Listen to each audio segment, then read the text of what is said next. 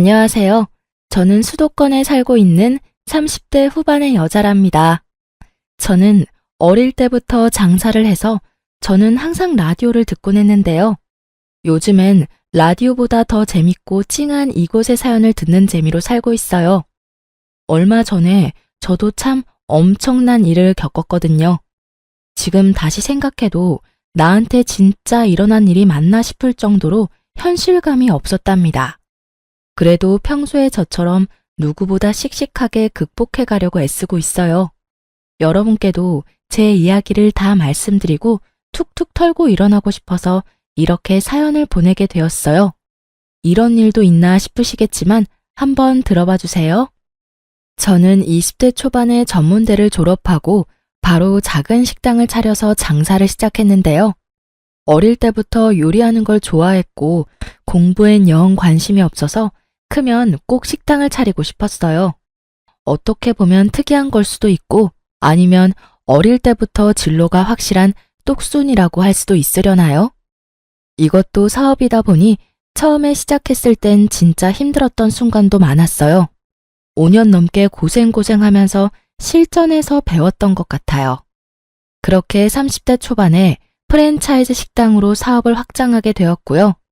지금까지 꽤 넓은 규모의 식당을 열심히 운영하고 있답니다. 결혼을 하게 된 남자도 제가 식당 운영하면서 알게 된 손님이었죠. 안녕하세요. 오늘도 내가 우리 회사 직원들 다 데리고 여기로 회식 온 거예요. 어머, 김 과장님. 점심에도 오시고 또 오셨네요. 단골상이라도 드려야겠다. 제가 오늘 서비스 쏩니다. 우리 사장님은 항상 밝고 이쁘셔서 내 마음에 쏙 든다니까. 앞으로도 더 자주 올 테니까 우리 친하게 지내요. 식당이 회사들 사이에 있다 보니 점심 장사가 특히 잘 됐는데요. 자주 보다 보니 얼굴을 익히고 사적인 대화를 종종 나누는 손님들도 많았죠. 남편도 그 중에 한 명이었는데요. 회사도 나쁘지 않고 항상 웃으면서 인사하는 서글서글한 모습에 호감이 갔죠. 이거 요즘 유명한 쿠키라는데 왠지 좋아할 것 같아서 사왔어요. 작지만 맛있게 먹어줘요. 저번에 주신 커피도 맛있게 마셨는데 자꾸 이런 거 챙겨주셔서 어떡해요. 제가 오늘 계란말이 서비스 드릴게요. 난 마음에서 우러나와서 주는 거지 서비스 받으려고 주는 거 아니에요. 그러면 서비스 말고 우리 영화 볼래요? 천천히 또는 정신 못 차리게 다가오는 남편에게 어느새 저도 마음의 문을 열었나 봐요. 그렇게 몇 번 데이트를 하다가 사귀게 되었죠. 사귄 지 얼마 되지 않았을 때부터 남편은 결혼 얘기를 계속 꺼내더라고요. 난 진짜 우리 자기가 내 이상형이야. 이렇게 원하는 여자를 만나기도 쉽지가 않잖아. 난 자기랑 결혼하고 싶어. 자기는 어때? 우리 아직 만난 지 얼마 되지도 않았는데 벌써 결혼 얘기는 좀 이르지 않아? 그리고 난 아직 일하느라 너무 바빠서 여유가 없는데. 사실 사업이라는 게 한치 앞을 모르는 거야. 지금은 잘 되지만 안 될 때도 있을 수도 있지. 그럴 때 나처럼 회사 다니는 든든한 남편이 옆에 있으면 얼마나 좋아? 장사 안 돼도 스트레스 받지 마. 내가 있잖아. 전 부모님이 넉넉하신 편이라 처음에 제가 장사 시작할 때부터 지원을 좀 해주셨어요. 세무적인 부분도 도움을 많이 주셨고요. 근데 남편 집안 얘기를 들어보니 남편이 거의 집안의 자랑이고 가장인 느낌이더라고요. 거기다 홀어머니랑 둘이 살아서 어머니에 대한 효심이 남다른 것 같고요. 사실 결혼하기 그렇게 좋은 조건은 아니었어요. 남편 외모가 호감형이고 좋은 직장 다녀서 겉으론 괜찮아 보일 수 있는데요. 사실은 불우한 집안의 가장이었던 거죠. 나는 아무것도 바라는 거 없다. 그냥 너희 둘만 잘 살아주면 돼. 듣자 하니 네가 큰 식당을 운영한다며? 어린 나이에 그렇게 큰 장사하기 쉽지 않은데 참 대단하고 대견하구나. 내가 얘기했잖아. 아주 똑순이에 사람 정말 좋고 이쁘다고. 이런 색시를 내가 어디서 찾겠어. 그치? 그래. 결혼 준비며 뭐며 다 새아가가 원하는 대로 다 맞춰주고 잘해줘. 나는 가진 게 없어서 뭘 보태줄 수가 없어서 그게 미안하네. 처음 본 시모의 첫인상은 사실 좋았어요. 말도 조곤조곤 해주시고 아주 친절하셨죠. 돈 더 버는 내가 더 내고 살면 되지 조건이 뭐가 중요할까 그런 마음으로 결혼을 결정했죠. 그동안 제가 혼자 일을 하다 보니 저 혼자 결정하고 해야 하는 일들이 대부분이었거든요. 그래서 사실 좀 지쳐 있었나 봐요. 제가 해야 될 일을 남편이 대신 해주니까 이래서 그늘이 필요하구나 싶은 마음도 들었네요. 친정 부모님도 남편의 집안 사정은 탐탁치 않아 하셨지만 제가 거의 우기다시피 해서 허락을 받았죠. 지금 생각하면 도대체 왜 그랬나 싶어요. 남편을 놓치면 안 된다는 생각까지 했었으니 말이죠. 결혼식도 크게 했는데 시모가 자기 친척들하고 지인들한테 제 자랑을 계속해서 민망할 정도였죠. 난 우리 아들만 능력 있는 줄 알았는데 더 능력 있는 며느리를 얻게 될 줄 누가 알았겠어? 그 대기업들 쫙 있는 한가운데에 아주 대걸만한 큰 식당을 운영해 우리 며느리가. 아이고 최 여사. 혼자 아들 키우느라 고생 하더니만 이제 고생 끝이네. 그럼 우리 최 여사 이름 대고 그 식당 가서 밥 먹어도 되는 거야? 아유 그거야 우리 능력 있는 며느리 맘이지. 시어머니 기 살려주려면 한 번은 초대해 주겠지 뭐. 잘난 며느리한테 잘해줘야 밥도 얻어먹게 생겼네. 시집살이는 물 건너 갔네요 형님. 시집살이는 무슨 내가 업고 다녀도 모자라지. 바쁜 며느리 내가 도와주며 잘 살아야지. 이런 대화가 계속 이어지길래 얼마나 민망하던지요. 친정 부모님도 그 모습을 보고 떨떠름하게 계시더라고요. 아무튼 결혼식은 무사히 끝났고요. 남편이 모은 돈은 5천만 원밖에 없어서 나머지 다 제가 내고 회사와 식당 가까운 아파트를 매매했죠. 제가 살던 아파트를 처분하고 옮긴 거였는데요. 남편이 은근슬쩍 이러더라고요. 여보, 근데 우리 엄마한텐 우리 반반씩 내서 이 아파트 샀다고 그러면 안 될까? 아니면 대출 받았다고 하는 게 어때?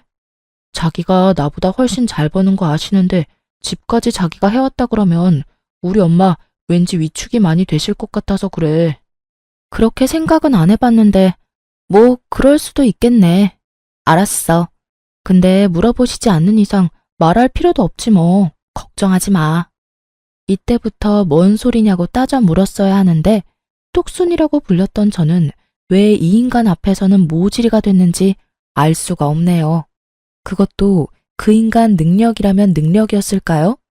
결혼한 지 몇 달밖에 안 되었을 때는 제가 일주일에 한 번은 시모한테 전화를 하려고 노력을 했어요. 근데 그것도 은근히 스트레스더라고요. 바쁘고 할 말도 없는데 전화 붙들고 있는 것도 시간 아깝게 느껴지더라고요. 그래서 2주에 한 번꼴로 전화를 했죠. 근데 대뜸 시모가 전화가 와서 이러는 거예요. 요즘은 왜 이렇게 전화가 뜸해? 너 바쁜 건 알겠는데 그래도 며느리 도리는 해야 되지 않겠니? 내가 좀 두고 봤더니 요즘 너무 해이해진 것 같다. 아, 제가 너무 바빠서 앞으로도 매주 전화는 못 드릴 것 같아요.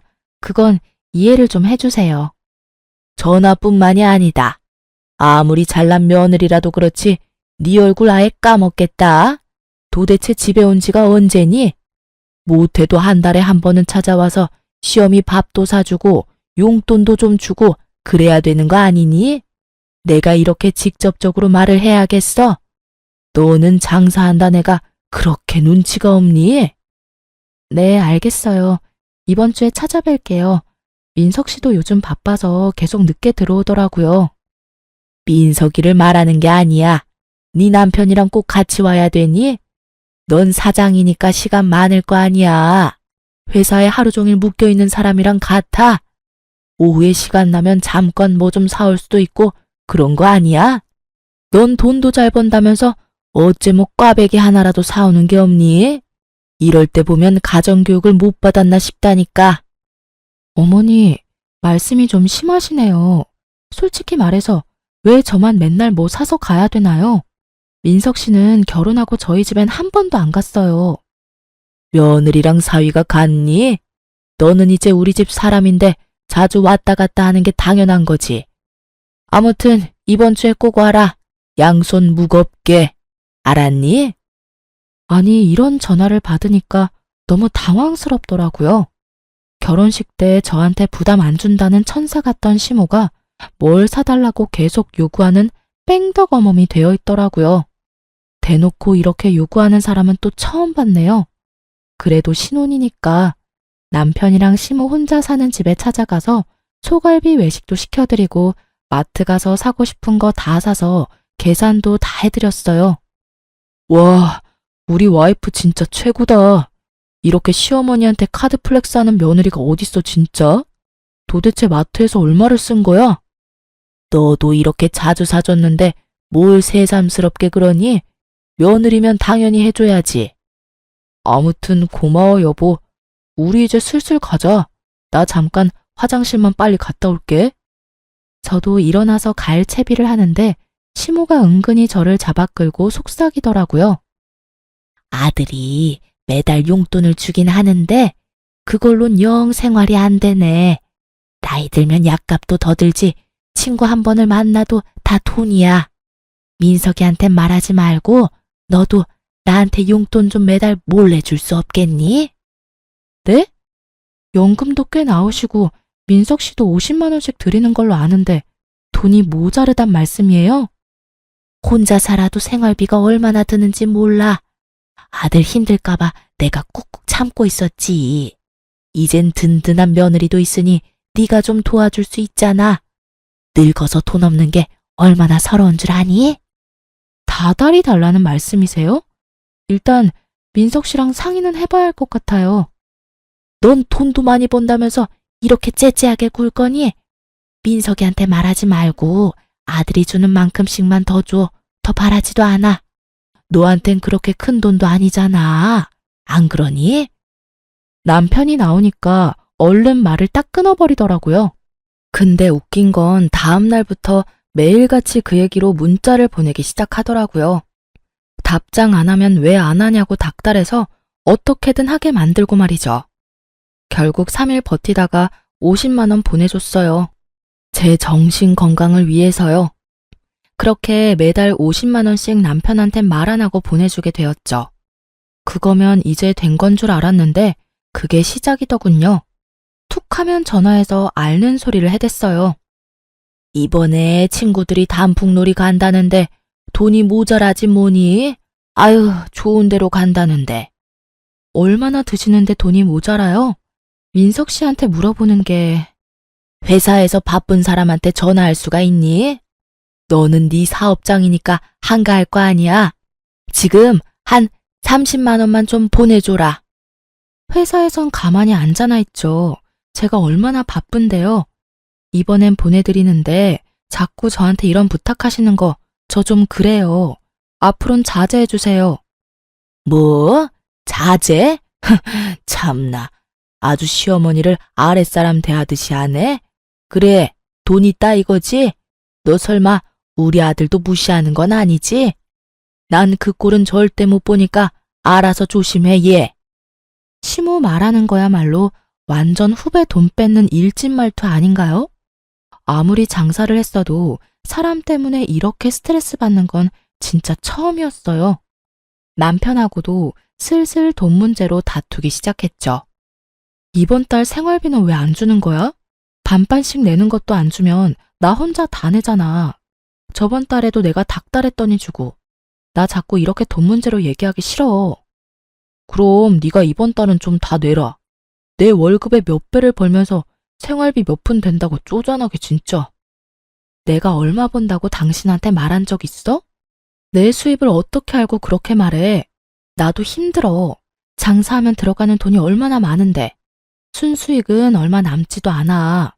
결혼하면 당신이 책임진다며? 당신만 믿으라며. 식당에 점심때만 해도 손님이 몇 명인데 어디서 그런 약한 소리야. 그래, 그럼 이참에 당신 수입 좀 한번 오픈해봐. 우리 앞으로 더 큰 집으로 이사도 가고 투자도 제대로 해야 되니까 나랑 같이 공유해서 우리 한번 더 부자 좀 돼보자. 내가 좋은 투자처 많이 알거든? 나 진짜 생각보다 수입 별로 없어. 당신이 같이 사업해주는 것도 아닌데 다 말하고 싶진 않네. 넌 나를 가족으로 생각을 안 하는구나. 진짜 서운하다. 난 너한테 다 말하는데. 아무튼 이번 달엔 자동차 보험료 내야 돼서 생활비가 모자라니까 당신이 좀 메꿔.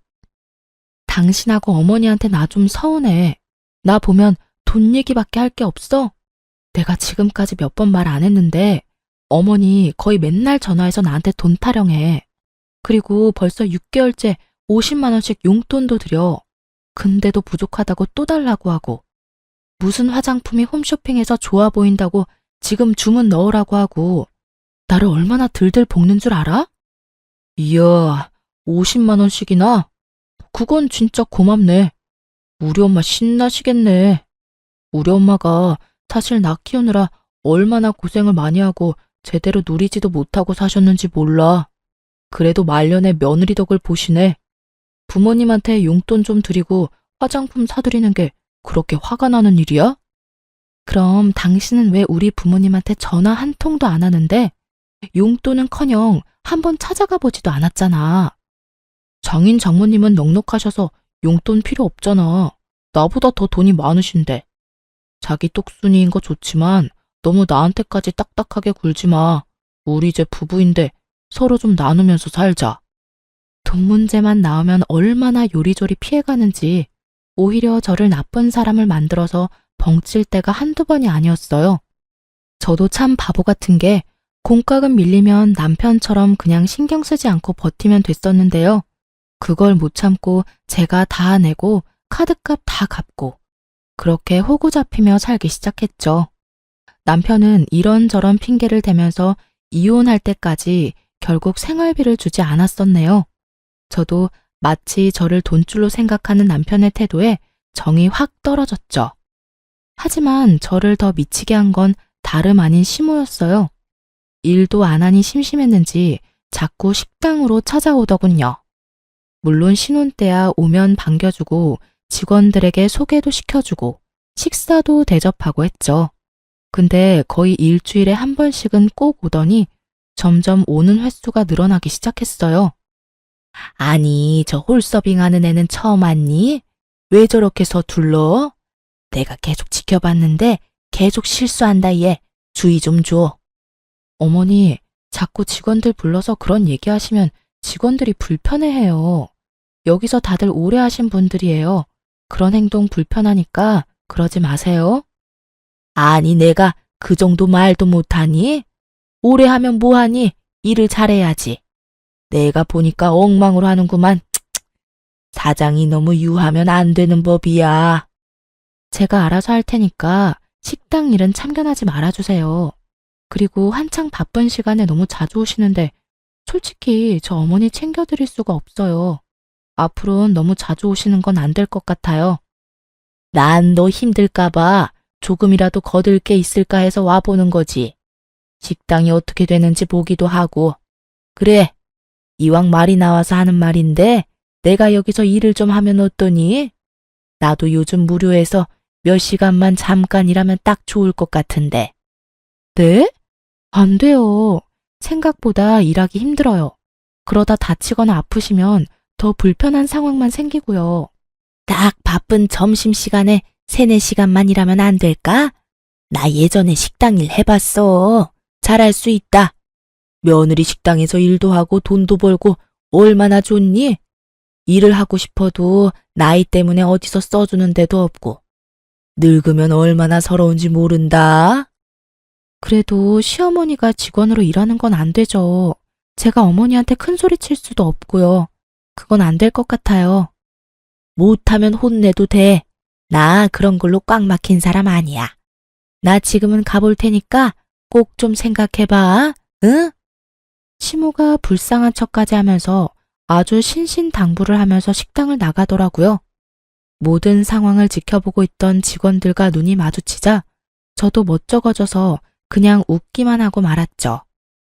시모는 참 저를 여러모로 힘들게 한다고 생각했어요. 그냥 투정만 부리고 말겠지 했는데 그게 아니더군요. 그날 밤에 남편도 얘기를 들었는지 한마디 거들더라고요.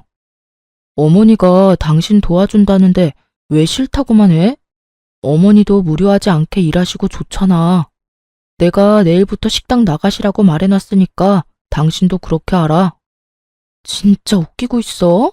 당신이 사장이야? 왜 마음대로 결정을 해? 사람 한 명 들이는 게 얼마나 할 일이 많은데.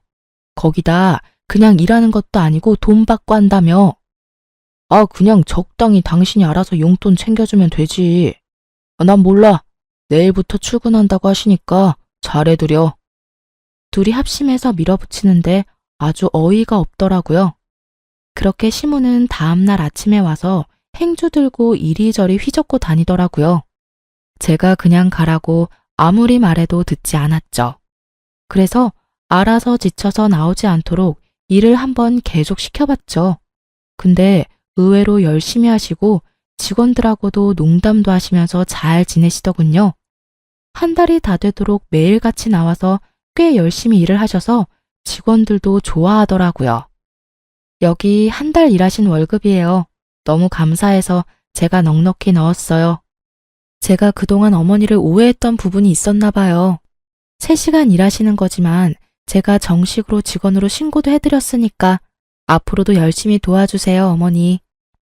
어머, 이렇게 많이 줬어? 고맙다. 가족 좋다는 게 뭐니? 나도 앞으로 더 열심히 도우마. 하지만 그게 저한테 잘 보이려고 신경 쓴 거였어요. 거의 3개월 가까이 시모가 식당에서 같이 일했는데 점점 선을 넘는 모습을 보이기 시작했죠. 아무리 직원들이 자기보다 나이가 어리다고 해도 너무 막대하고 명령하는 모습에 손님들도 뒤돌아 쳐다볼 정도였어요. 어머니, 저도 우리 직원들한테 큰 소리 안 내는데 어머니는 같은 직원인데 그러면 안 되죠. 아니, 너무 답답하게 구니까 그렇지. 내 딸뻘인데 내가 그런 말도 못하니? 더군다나 사장이 내 며느리면 난 회장 대접 받아야 되는 거 아니니? 그게 뭔 황당한 소리예요. 여기가 뭔 회사도 아니고. 그냥 식당 하나 가지고 무슨 회장 소리를 해요. 남들이 들으면 웃어요. 아무튼 제발 좀 직원들한테 막대하지 마세요. 그러는 너는 사장이면서 맨날 어디를 그렇게 나갔다 오니? 아이고, 네 팔자가 최고다. 여기서 뭔 일을 많이 하기를 하나 오후에는 마음대로 나갔다 오지. 우리 아들은 밤까지 회사에 묶여서 고생을 하는데 넌 남들 출근할 때 자고 얼마나 편해? 자영업하는 게 얼마나 스트레스가 많은지 알지도 못하면서 그런 말을 하세요? 여기 자리 잡을 때까지 3년을 새벽 2시까지 일했네요. 제가 고생한 만큼 이제 자리가 잡힌 거예요. 남들 앞에선 그런 소리 마세요. 너야말로 그렇게 직원들 앞에서 나를 타박하니까 그걸 보고 다른 애들이 나를 우습게 보는 거 아니야? 내 말은 아주 귀뚱으로 듣고 말이야. 내가 뭔 소리를 하면 한 번을 그냥 네 어머님 말씀이 맞습니다 하는 적이 없어? 식당에서 일하실 땐 직원과 사장이죠. 죄송한데요. 이러시면 식당 분위기도 안 좋아지고 직원들도 불만 나오고요. 이번 달까지만 해주시고 그만 나오셔도 돼요. 요즘 휴가철이라 손님이 좀 줄었기도 했고요. 뭐? 싫다. 내가 왜? 여기가 네 식당이야? 결혼했으면 이제 우리 민석이 식당도 되는 거 아니야? 내가 왜 우리 아들 식당에서 쫓겨나? 별꼴이야. 갑자기 시모가 급발진을 하면서 마구 화를 냈어요. 다행히 손님이 없었기 망정이지 심지어 반찬 그릇도 막 바닥에 던지면서 성질을 내는 거예요. 매니저와 다른 직원이 어머니를 다독이면서 간신히 밖으로 데리고 나갔죠. 그렇게 상황은 마무리가 됐지만 너무 놀라서 아주 심하게 뛰는 심장이 진정이 안 되더라고요. 직원들도 제 눈치를 보는데 얼마나 민망하던지요. 그 후로 시모는 아무 일도 없었던 것처럼 행동하더라고요. 솔직히 소름 끼쳤어요. 아직 저는 그날이 잊혀지지가 않았고 더 이상 시모를 마주하는 게 힘들더라고요. 어떻게든 시모를 식당에 못 나오게 해야겠다고 뒤늦게 생각했죠. 시모한테 완전히 빈말을 한 것도 아니었어요. 요즘 들어 수입이 줄어들고 있어서 걱정이 많이 되었거든요. 그렇다고 그렇게 큰 차이는 아니지만 어디에서 돈이 새고 있나 싶어 신경이 많이 날카로워져 있었답니다. 그런 제 마음은 아무도 모를 거예요. 그런데 그쯤 남편은 갑자기 무슨 골프를 친다고 골프채를 사고 옷을 사고 난리를 치더라고요. 무슨 돈으로 그 비싼 걸 다 샀어? 이번에도 나보고 카드값 다 메꾸라고? 아, 걱정 마. 내가 낼 거니까. 당신은 참 사장님답지 않게 여전히 쪼잔해. 남편이 운동 좀 시작한다고 하면 응원을 해줘야지. 또 돈 타령이야? 요즘 돈을 너무 많이 쓰는 것 같아. 어디서 돈이 나서 그렇게 옷을 사들여? 며칠 전엔 핸드폰도 바꿨잖아. 뭐, 로또라도 맞았어? 또 월말에 나한테 청구서 들이밀면 나 진짜 절대 안 내줄 거야.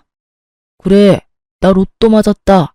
걱정 마, 당신한테 달라고 안 하니까. 아, 진짜 돈 얘기 좀 그만해. 나 골프 치러 갔다 올 테니까 먼저 자. 저는 수입이 줄어서 걱정이 이만저만이 아닌데 남편 얼굴은 아주 나날이 좋아지더라고요. 매일 시모 얼굴 보는 것도 싫어서 그동안 미뤄뒀던 대학원 경영자 코스를 시작했어요. 더 큰 비즈니스를 해보고 싶은 마음에 예전부터 꼭 하고 싶었던 저의 희망사항이었죠. 2~3시간 남짓이지만 시모를 안 보는 그 잠깐의 시간이 저한텐 힐링의 순간이었죠. 그러던 어느 날 저희 식당 처음 개업했을 때부터 쭉 같이 일해준 매니저 언니가 은근히 저한테 말을 하더라고요. 사장님, 요즘 학교 다니느라 바쁜 건 알겠는데 시어머니 좀 신경 써서 봐봐요. 무슨 일 있어요? 저 없을 때 직원들 또 괴롭혀요? 내가 진짜 말할까 말까 고민을 많이 했는데요. 사장님을 위해서도 식당을 위해서도 짚고 넘어가야 될 것 같아요. 시어머니가 종종 자기 친구들 데려온 건 사장님도 잘 알죠? 네, 뭐 그거야. 나도 몇 번 봤고 그냥 대접해드리라고 말해뒀잖아요. 너무 자주 오는 것 같아서요? 요즘 사장님이 학교 다니느라 외출하는 시간이 일정해졌잖아요. 그래서 그런지 꼭 그 시간만 되면 아는 사람들 다 끌어모으는 것 같아요. 거의 일주일에 3번은 오는 것 같은데 한 달이면 도대체 몇 번이에요? 그것도 비싼 고기만 계속 갖다 먹고 대낮에 술 엄청 갖다 먹고. 그렇게나 많이요? 아, 그래서 그렇게 수입이 줄었나 보네.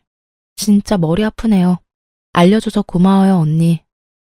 수입이 줄었다고요? 그럼 이건 확실하지 않은데 사장님 없을 때 시어머니가 카운터에서 뭘 하는 걸 자주 봤어요. 돈통 여는 것도 봤어요, 사실. 확인 한번 해보세요. 그 얘기 들으니까 진짜 망치로 머리를 꽝 얻어맞은 것 같더라고요. 그날 밤에 다들 퇴근시키고 밤새 식당 CCTV를 다 돌려보기 시작했어요. 한 달 전부터 살펴봤는데 진짜 가관이더군요. 제가 식당에서 나가고 나면 일을 딱 멈추고 어디론가 전화를 걸더라고요. 그러면 지인들이 기다렸다는 듯이 식당으로 우르르 들어왔어요. 얼마나 시끄럽게 떠들면서 먹는지 주변 손님들이 항의하는 것도 여러 번 발견됐죠. 아이고, 박 사장님, 어서 오세요. 이리 와서 앉으세요. 오늘 제가 제대로 대접할게요. 저기, 야야, 여기 수육하고 갈비탕 3개 먼저 가져와. 소주 2병도 갖고 오고.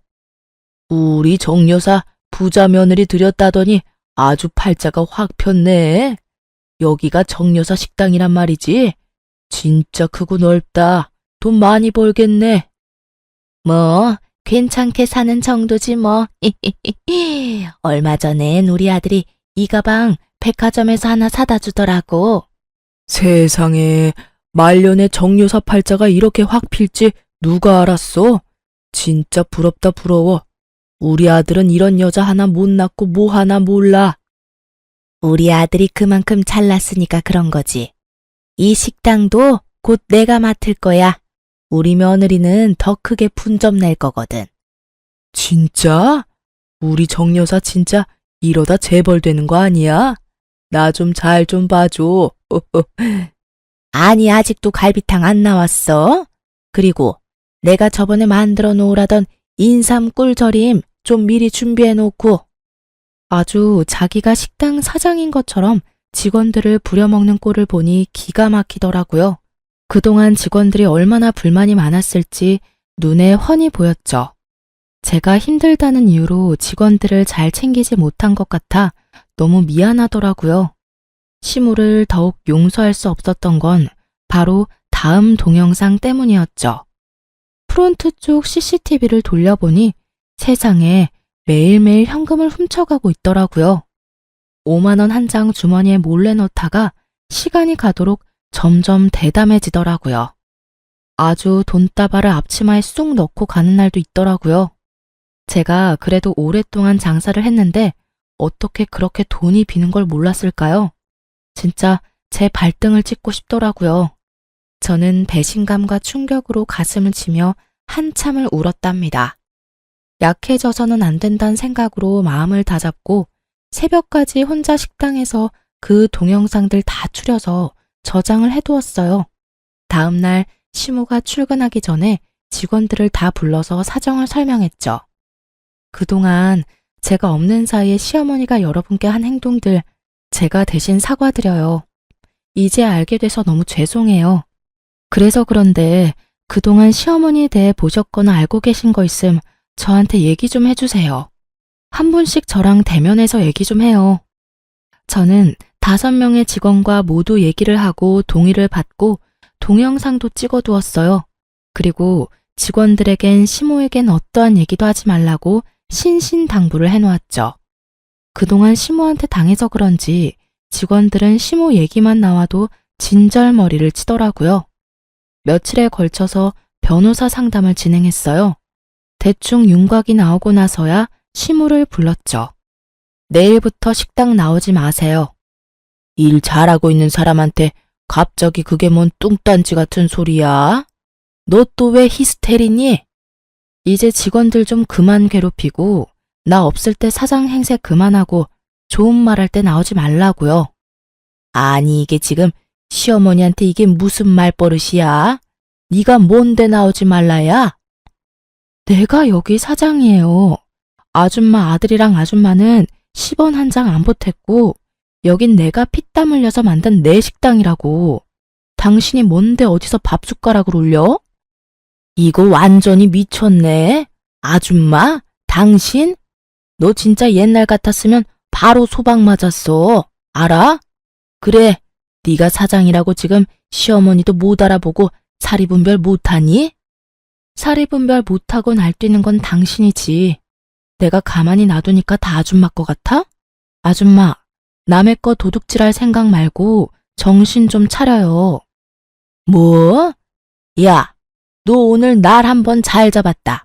내가 네 버르장머리를 고쳐놓는다 오늘.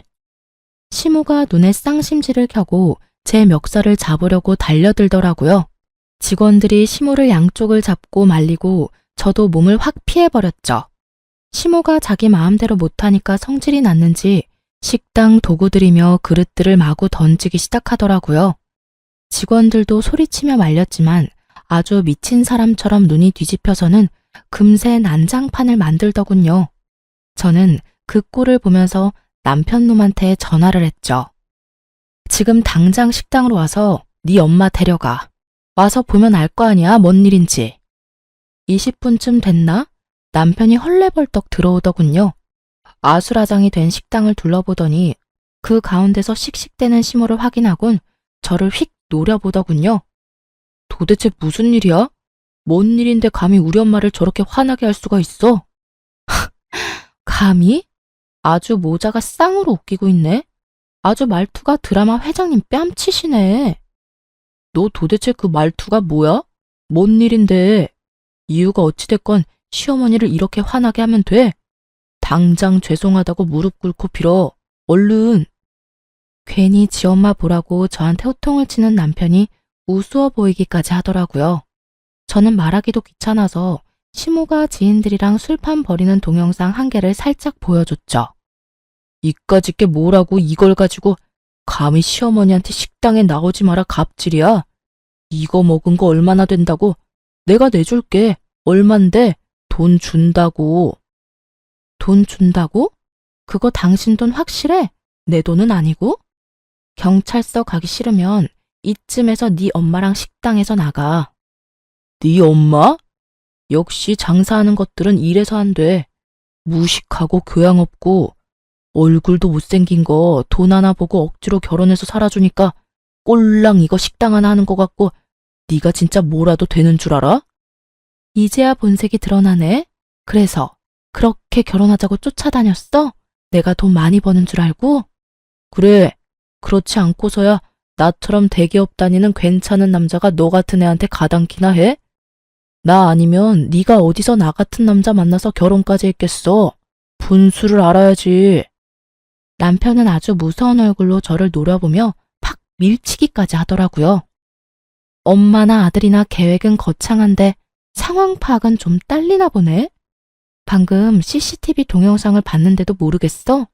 지금 하고 있는 짓들이 다 찍히고 있다는 걸. 나로선 고마운 일이네. 이혼 소송했으면 좋을 증거를 많이 만들어줘서. 이혼? 누구 마음대로 이혼을 해? 내가 바람을 폈냐, 때렸냐, 도박을 했냐? 난 절대 이혼 안 해. 이혼은 뭐 혼자 할 수 있냐? 전 남편을 비웃으며 다른 동영상도 짧게 보여줬죠.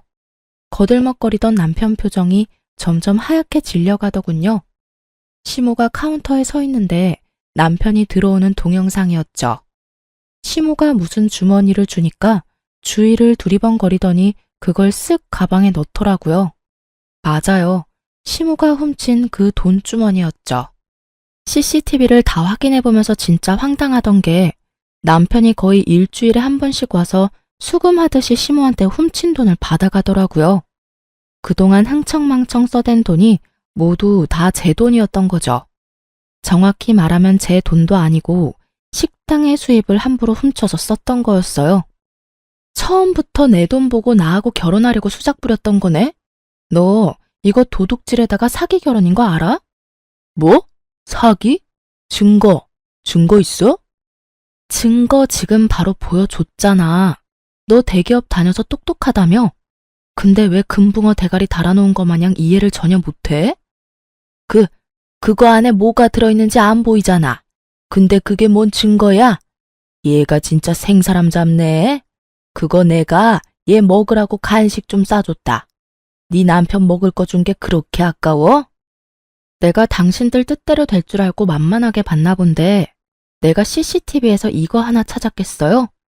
돈 뭉치로 주기도 하던데 기억 안 나나 보네? 암튼 변호사 말로는 이혼 승소는 당연한 거고 절도죄 등등 줄줄이 엮을 수도 있다네. 당장 내 식당에서 꺼지고 법원에서 보자고. 여보, 내가 다 설명할게. 엄마가 돈 준 건 진짜 몇 번뿐이야. 내가 요즘 돈이 모자라서 너무 힘들다고 그냥 말 한 번 했는데 엄마가 그냥 준 거라고. 난 당신 돈인 줄은 상상도 못했어. 엄마 월급 받은 돈 주는 줄 알았지. 엄마, 식당 공금을 훔치면 어떡해? 시모가 얼굴이 확 굳어지며 남편 놈을 휙 째려보더라고요. 뭐? 지금 내가 혼자 돈을 훔쳐서 너한테 줬다 이 말이야? 이 배은망덕한 놈이 엄마한테 다 뒤집어 씌우려고? 여보, 난 진짜 몰랐어. 난 당신만 사랑해. 엄마랑 인연 끊으라면 그렇게 할게. 다신 안 보고 살게. 제발 이혼만은 다시 생각해줘. 야, 이놈의 자식아.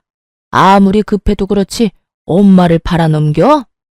네가 결혼 전부터 나한테 이 식당 보여주면서 저 여자랑 결혼해서 이 식당 네가 먹는다며? 나한테 여기서 일하면서 쟤 감시하고 돈 빼돌리라고 시킨 게 누군데? 아, 엄마, 미쳤어? 그만 말해. 조용히 하고 있으라고. 내가 진짜 화딱지 나서 식당에서 일하기 싫어 죽겠는데 억지로 시켜서 하는 건데 네가 매일매일 돈 조금씩 빼돌려서 일주일에 한 번씩 너한테 달래매. 엄마도 같이 썼잖아. 나만 돈 썼어? 엄마도 가방 사고 명품 사고 펑펑 쏘댔잖아. 아이고, 이런 것도 자식이라고 내가 믿고 살았어. 엄마를 도둑년으로 내몰아?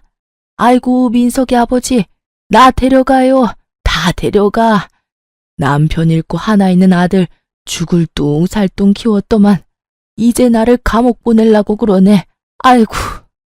시모가 땅바닥을 기면서 곡소리를 내며 울더군요. 사기치려면 머리라도 똑똑할 것이지. 지네들이 사기친 걸 술술 말하고 있으니 기가 막히면서도 이 상황이 우습더군요. 매니저 언니가 마침 경찰을 불러줬고 곧 경찰들이 찾아와서 소란 피우는 두 모자를 끌고 갔죠. 여보 잘못했어. 한 번만 용서해줘, 한 번만. 나 당신 사랑해. 절대 이혼 못해. 알지? 새아가, 아가야, 난 아무 잘못 없다. 다 이놈이 시킨 거야. 내가 피해자다, 내가. 끌려가면서도 어찌나 소리를 질러대던지 지나가는 사람들이 다 수군대더라고요. 여기서 3년 넘게 장사하면서 진짜 망신살 제대로 뻗친 순간이었죠. 얼마나 부끄럽고 숨어버리고 싶었는지 몰라요. 다시는 그 사기꾼들 얼굴도 보고 싶지 않아서 변호사 통해서만 이혼 소송을 진행했어요. 동시에 시모를 절도죄로 경찰에 고소했죠. 시모가 경찰서에 가서 조사를 받아야 하니까 남편이 계속 전화를 해대더군요. 뭐라고 말하려나 싶어 한번 받아봤죠. 기어이 시어머니를 범죄자로 만들겠다 이거야? 당장 고소 취하해. 우리 엄마 지금 충격받아서 기절했다고. 내일 어떻게 경찰서에 가서 조사를 받냐고. 그거야 내 사정이 아니지. 그럼 지금까지 쓴 내 돈 다 토해놔. 내가 지금 그런 돈이 어딨어? 내가 한 달에 조금씩이라도 갚을게. 주식 물려서 점심 먹을 돈도 없어서 그래. 대기업 다니니까 대출 잘 나오잖아. 대출 받아서 돈 내놔. 왜 나한테 다달이 갚아? 이혼하는 마당에 너랑 돈 때문에 연락하고 싶겠어? 예전에 대출 받은 게 있어서 대출 지금 못 받아. 여보, 제발 한 번만 용서해줘. 내가 앞으로 평생 다 갚으면서 살게. 난 이혼 안 해. 절대 못 헤어진다고. 돈도 갚기 싫고 네 엄마 감옥 가는 것도 싫고 이혼하기도 싫으면 도대체 뭘 해서 네 죄를 갚을래? 돈 못 갚으면 절대 합의는 없어. 내가 빈말하는 건지 한번 두고 봐. 저는 전화를 끊어버렸죠. 그 후로 남편이 식당에 끊임없이 찾아왔지만 직원들이 합심해서 쫓아내고 경찰도 부르니까 더는 못 들어오더군요. 남편 놈은 결국 끝까지 돈을 안 내놓았죠. 저를 우습게 본 건지 그렇게도 돈에 미친 건지는 몰라도 말이죠. 저는 합의를 안 해줬고 시모는 절도죄로 벌금형 200만 원 선고받았답니다. 늙음하게 범죄자로 빨간 줄 제대로 그어진 거죠. 시모가 아주 발악을 하더라고요. 시어머니를 범죄자로 만든 며느리가 하는 식당입니다. 저런 데 가실 건가요? 피도 눈물도 없는 저런 여자 처음 봅니다. 제가 상대도 안 해주자 식당 앞에 와서 1인 시위를 하더라고요. 어디서 또 본 건 있어서 빨갛게 대문짝만하게 글씨 써서 식당 앞에 붙여놓고요. 식당에서 멀찍이 서서 고래고래 소리 지르고요. 저보다 직원들이 아주 화를 내고 분통을 터뜨리더라고요. 경찰을 부르면 아주 눈에 독을 뿜으면서 따박따박 말하더라고요. 아니, 내가 내 마음대로 말도 못해요? 나 지금 1인 시위하는 거야. 법으로 누가 나를 막을 수가 있어요? 번거롭게 해드려서 죄송해요. 그냥 돌아가세요. 제가 해결해 볼게요. 조용히 돌아가면 봐주려고 했는데 안 되겠네요. 명예훼손죄로 또 고소 들어가야죠 뭐. 뭐? 내가 무슨 명예훼손을 했다고 그래? 어머 웃겨. 아, 목이 말라서 좀 쉬다 와야겠네. 아줌마, 내 빼기 전에 확실히 알아둬요. 또 와서 이 난리 치면 내가 모든 수단 다 동원해서 이번에는 감옥으로 보내줄 테니까 알아서 처신해요. 알았어요? 시모가 얼굴이 일그러지더니 바로 또 내빼더라고요. 한번 경찰서 다녀오니까 아주 무서웠던 모양이죠. 한 번만 또 오면 진짜 바로 고소해버리려고 했는데 겁을 잔뜩 먹었는지 안 오더라고요. 거의 3개월 가까이 지겨운 이혼 소송이 이어졌고요. 결국 제가 승소했고 그놈이 펑펑 쓴 제 돈까지 합해서 총 3천만 원 위자료 판결 나왔죠. 판결 나온 날에 또 그 인간이 식당에 찾아올 게 뻔했기에 며칠 동안 식당에도 안 나갔어요. 메시지가 오고 메일까지 오고 난리가 났더라고요. 전화가 불나게 오는 건 당연하고요. 그리고 좀 잠잠해졌길래 식당에 출근했더니 어디서 지켜보고 있었던 건지 불이 나게 식당으로 전 남편이 들어오더라고요. 여보, 왜 이렇게 연락이 안 돼? 내가 당신을 얼마나 기다렸는 줄 알아? 여보, 난 우리가 이혼한 거 절대 못 받아들여. 나 좀 다시 받아줘, 제발. 이제야 다 끝났나 했더니 어디서 개가 짖나 진짜. 당장 안 꺼져? 위자료 빨리 입금해. 월급 차압 안 당하고 싶으면.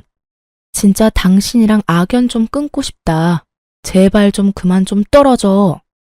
저는 제 앞에 무릎을 꿇고 눈물까지 흘리는 전 남편의 모습이 너무 가식적으로 보였답니다. 확 밀쳐버리고 굵은 소금을 가져와서 마구 뿌려버렸죠. 직원들도 한마디씩 거들면서 나가라고 압박하자 결국 어깨를 축 늘어뜨리고 나가더군요. 그게 그 인간의 마지막 모습이었죠. 끝까지 돈을 안 내놓길래 결국 변호사 도움으로 월급 차압 들어갔답니다. 진짜 징글징글 하더라고요. 그렇게 이혼하고 저는 결국 식당 문을 닫았어요. 시모랑 그런 일이 있었던 곳이라 식당에도 정이 떨어져 버렸고요. 전 남편 놈 회사 사람들 계속 보는 것도 짜증나고요. 본사 지원받아서 다른 지역으로 확장 이전하기로 결정했답니다. 다행히 그렇게 멀리 떨어진 동네는 아니라서 함께 고생해준 직원들 다 같이 넘어가기로 했고요. 요즘 다시 새로운 식당 공사하고 안녕하세요. 얼마 전 기가 막힌 일로 이혼하고 이렇게 글을 쓰게 된 30대 후반의 돌싱이에요. 저의 결혼 생활은 생각보다 짧았고 그걸 지금도 천만 다행이라고 생각하고 있어요. 저는 남편과 결혼한 지 4년 만에 이혼을 하게 됐어요. 결혼했을 당시에는 남편이 너무 잘해줘서 남편에게 문제가 있을 거라는 생각은 한 번도 해본 적이 없었어요. 제 앞에서는 완벽한 남자친구였으니까요. 한 번쯤 의심해봤다면, 아니, 남편의 폰이라도 한번 열어봤다면 저에게 이런 일은 일어나지 않았을지도 모르죠. 저는 남편을 의심해 본 적이 한 번도 없거든요. 남편 폰을 열어서 확인한 적도 없었어요. 사랑이란 신뢰와 믿음만으로 유지되는 거라고 믿는 순진한, 아니 바보 같은 사람이었던 거죠. 저와 남편의 결혼이 순탄했을 것 같지만 의외로 우리의 결혼은 생각보다 험난했었어요. 저는 그리 내세울 만한 직업을 가진 것도 아니었고 집안이 빵빵한 것도 아니었거든요. 시댁은 시부가 사업을 해서 돈도 많았고 특히 시모가 교육자 집안이라 그런지 굉장히 보수적인 분들이어서 예의범절, 가문 이런 걸 따지셨거든요. 그런 분들에게 평범하게 자란 제가 마음에 들 리가 없었죠. 당시에는 저도 남편을 무척 사랑했으니 결혼을 포기하고 싶지 않았어요. 그때 시모가 마지막으로 묻더군요. 너 우리 집안의 제사가 얼마나 있는지 알긴 하니? 제사만 1년에 13개야. 그리고 집에 행사 있을 때마다 와서 네가 거들어야 하고 걔가 우리 집 장손이라서 너는 맏며느리가 되는 거야. 그 정도는 당연하게 해야 되는 일이고 할 수 있겠어? 솔직히 저희 집에서도 제사는 지냈었고 바쁜 어머니 때문에 제가 제사 준비한 적도 많았거든요. 또래보다는 그런 일에 익숙하다고 볼 수 있었으니 저도 그때는 자신감 넘치게 가능하다 말했었죠. 제 말에 시모가 한참을 절 뚫어져라 쳐다보더니 그러더군요. 좋다. 너랑 우리 아들 결혼시켜주마. 원래라면 합가를 해야 하는 상황이지만 아들이 분가를 그렇게 원하니 내가 분가할 수 있도록 해주마. 대신 제사 행사에 절대 빠지지 말고 참석해. 네가 못한다고 생각하면 나는 둘 가차없이 이혼시켜버릴 거야. 이때 느낀 감정은 마치 면접관을 앞에 둔 기분이었어요. 며느리 면접을 하면 이런 느낌일까요? 결국 저는 그렇게 시모의 요구에 알겠다고 답했고 그렇게 저와 남편은 결혼을 할 수 있게 됐어요. 그리고 시모는 분가를 하는 저희의 신혼집 전세금을 모두 빌려주셨어요. 그리고 행복한 결혼은 악몽의 시작이 되었죠. 시댁 재산은 생각보다 컸고 많았어요. 처음에 살짝 버벅대기는 했지만 그래도 한 달, 두 달이 흐르면서 본래 하던 게 있으니 어떻게든 맞춰갈 수 있게 됐어요. 처음 1년은 시모의 짜증 섞인 말만 들었어요. 넌 도대체 친정에서 배워온 게 뭐니? 어떻게 제대로 할 줄 아는 게 하나도 없어? 너희 부모님도 참 대단하시네. 이런 것도 모르는 애를 결혼시킬 배짱이 어딨어? 저의 실패나 서투름은 곧장 친정 부모님을 향한 모진말로 돌아왔고 그런 말을 듣지 않기 위해 정말 애 많이 썼어요. 2년 차에는 필사적이었던 만큼 더 잘해낼 수 있었어요. 그런데 그마저도 시모 마음에는 들지 않았나 봐요. 네가 들어온 지 2년이 되는데 여태껏 나한테 물어보면 어떡하니? 네가 알아서 해야 할 거 아니야. 그리고 언제까지 내가 준비를 다 해줘야 하니? 이제부터는 알아서 네가 준비도 하고 음식도 해야지. 맞는 말이라고, 일리 있는 말이라고 생각은 했어요. 그런데 정말 버티지 못하겠다고 생각한 건 좋은 말 한마디 안 해주는 시모와 남편 때문이었어요. 노력은 어느새 당연한 게 되고 그 당연한 걸 조금이라도 못하게 되면 질책이 날아왔죠. 이 시기에 저는 채찍질만 당하는 말 같은 존재였어요. 언제까지 노력해야 하나, 언제쯤이면 며느리로 인정해줄까 하는 생각이 들었었죠. 게다가 시모의 동행이나 일 요구가 심해지자 어쩔 수 없이 다니고 있던 직장까지 그만뒀어요. 시모가 한 달 용돈을 줄 테니 일을 그만두고 시댁 일에 전념하라고 했었거든요. 일을 하면서는 도저히 시모의 요구를 만족시킬 수 없어서 일을 그만뒀지만 마음속으로는 너무 아까웠어요. 하지만 남편과의 결혼 생활 유지를 위해서는 제가 시댁에 잘할 수밖에 없다는 생각으로 시댁에 전념했었죠. 제사나 행사만큼 많이 불렸던 건 손님들 대접할 때였어요. 아버님은 사업을 하시니 만나는 분들이 많았어요. 그런 분들을 집으로 초대하면 항상 제가 불려가서 음식도 하고 청소도 하고 했었어요. 제가 일을 잘하면 잘할수록 일이 늘어나는 신기한 상황이 된 거죠. 3년 차쯤 됐을 때 시모는 손가락 하나, 턱짓 한 번으로 사람을 부려먹을 정도가 되어 있었으니까요. 결국 그런 것들이 쌓이니 저는 스트레스가 점점 늘어만 갔어요. 그리고 정말 타이밍 나쁘게도 그때 알게 된 거죠. 남편의 화려한 이중 생활을. 그날은 정말 즐거운 날이었어요. 시댁에서 절 부르지 않았고 남편과 바깥에서 식사도 했고요. 집에 들어와서는 둘이서 와인도 한잔하면서 즐거운 시간을 보내고 있는데 남편이 그날따라 과음을 했는지 소파에서 영화를 보다가 먼저 잠이 들었어요. 저는 남편에게 이불을 덮어주고 침대로 가려고 했어요. 그런데 남편 손에서 스르륵 빠져나온 폰이 바닥에 소리를 내며 떨어지더군요. 그리고 그걸 주워든 저는 아무 생각 없이 남편의 폰을 열었어요. 남편은 한 번도 폰을 잠근 적이 없었거든요. 귀찮다고, 그리고 문제 있는 사람들이나 비밀로 하는 거라고요. 솔직히 여태껏 남편의 그런 말들 때문에 폰을 확인하지 않은 것도 있어요. 그날도 그냥 탁자 위에 놔둘 수도 있었던 폰이었죠. 그런데 이상하게 열어보고 싶은 기분이 들었던 건 어째서였을까요? 저는 남편의 폰을 열어 사진과 메시지, 카톡을 확인하고는 웃으며 폰을 내려놓으려 했어요. 정말 아무것도 없는 업무나 친구 연락만 있었으니까요. 그나마 남편 덕분에 내가 이 힘든 시집살이를 견딘다고 생각하며 폰을 내려두려다가 순간 폴더 안에 있는 아주 작은 어플 하나에 눈이 갔어요. 그걸 누르지 말아야 했는데 그 안에는 남편이 만난 여자들이 몇 명이나 있더군요.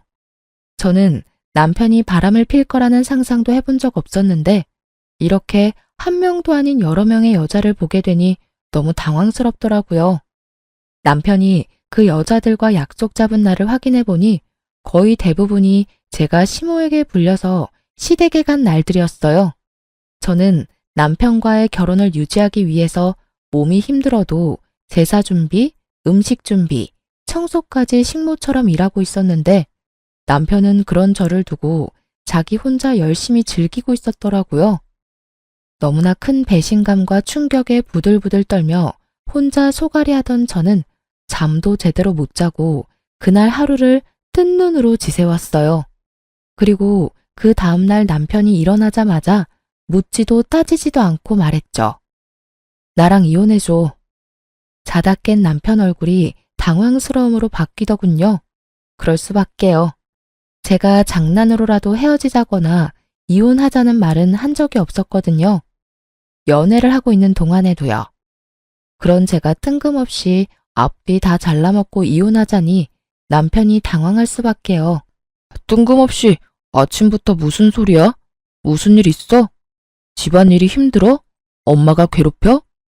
지 탓이라는 생각은 전혀 안 하고 시댁 문제를 들먹이는 남편을 보는데 역겨워서 구토가 나올 것 같더군요. 저렇게 나를 위하는 척하면서 뒤로는 다른 여자 만나면서 온갖 더러운 짓을 다 했을 거라 생각하니 진짜 너무 견딜 수 없을 만큼 더러운 기분이었어요. 시댁 일 힘들지. 내가 왜 그 힘든 일을 해냈는데? 당신이랑 결혼 생활 유지하려고 그런 거였잖아. 그런데 당신 나 시댁에서 일하는 동안 데이트 앱으로 여자 만났더라? 어떻게 그럴 수가 있어? 제 말에 남편 눈이 크게 떠지더니 아차 싶은 표정이더군요. 자신의 외도가 들켰음에도 남편은 크게 당황하지 않았어요. 미안해 여보. 그치만 하늘에 맹세코 그 여자들한테 마음 준 적 단 한 번도 없어. 다 그냥 노는 애들이야. 그냥 그렇게 잠깐 만나고 헤어지는 그런 사람들이야. 두 번 볼 사이도 아니고 용건만 끝나면 다신 볼 일 없는 사람들. 그런 사람들이랑 자기랑은 다르지. 이런 말을 들으니 기가 차서 말이 안 나오더라고요. 마음은 준 적 없고 몸은 줬다. 그러니 봐달라. 어디서 이런 미친 발상이 떠오르는지 도무지 상상도 안 됐어요. 지금 그걸 위로라고 하는 말이야? 아니면 돌려서 나 까는 거니? 그것도 아니면 지금 이 순간을 모면하려고 그냥 던진 말? 어떻게 당신이 나한테 그런 말을 해? 당신 마음이 나한테 있으니 몸은 마음대로 굴려도 된다 이거야? 내가 받은 배신감, 내가 느낀 이 더러운 감정은 어쩌고. 당신이 그딴 식으로 가볍게 미친 소리 한다고 해결될 일 아니잖아. 나도 가벼운 마음으로 이렇게 말하는 거 아니야. 나한테는 진짜 당신뿐이라니까. 봐, 어떤 여자도 오래 만난 적 없어. 당신만큼 나를 완벽하게 해주는 여자도 없고, 무엇보다 내 아내라는 자리에 당신보다 더 완벽한 여자도 없어. 그거면 되잖아. 솔직히 내가 당신을 얼마나 잘 챙겼는지는 당신도 잘 알잖아. 서프라이즈도 자주 해줘. 당신 위해서 선물도 많이 해줘. 당신 집에 있을 때는 다른 곳에 가지도 않고 당신한테 오잖아. 이 정도면 내 마음을 의심하는 것도 이상하지 않아? 난 정말로 당신뿐이야. 다른 여자들 신경 쓸 것 하나도 없어. 그 여자들은 그냥 노는데 필요한 것들이니까. 남편 말대로 남편이 저와 있는 동안만은 잘해줬으니 저도 의심하지 않았었죠. 그런데 그런 저에게 남편이 이런 짓을 하다니. 그만해. 더 이상 듣고 싶지 않아. 당신의 사랑이 이런 가벼운 것인 줄 알았으면 당신이랑 결혼조차 생각 안 했을 거야. 서프라이즈, 선물을 많이 해주면 바람 펴도 되는 거야? 나하고 있는 시간에만 충실하면 내가 없는 시간에는 다른 여자 만나는 게 당연한 거냐고. 여보, 나는 지금 이 상태에서 벗어나고 싶지는 않아. 당신처럼 완벽한 아내이자 며느리는 찾기 힘들잖아. 요즘에 누가 제사를 그만큼 지내고 시댁 일에 헌신을 다해?